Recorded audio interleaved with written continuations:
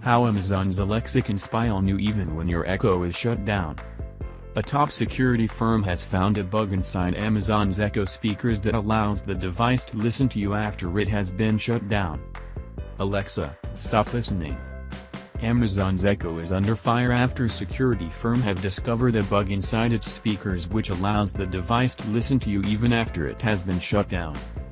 Wired reports that the bug can be exploited because Echo's personal assistant, called Alexa, will ask you to repeat yourself when it doesn't understand what you have said.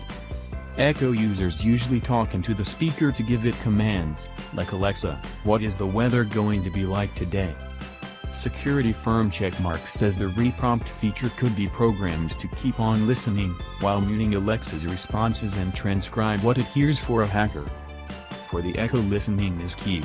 However, with this device's rise in popularity, one of today's biggest fears in connection to such devices is privacy, Checkmarx said, especially when it comes to a user's fear of being unknowingly recorded. Checkmarx said the bug didn't require any attacks on the Echo itself, just a code to exploit its current features. Amazon said it had put processes in place to stop this sort of coding. We have put mitigations in place for detecting this type of skill behavior and reject or suppress those skills when we do, the company said.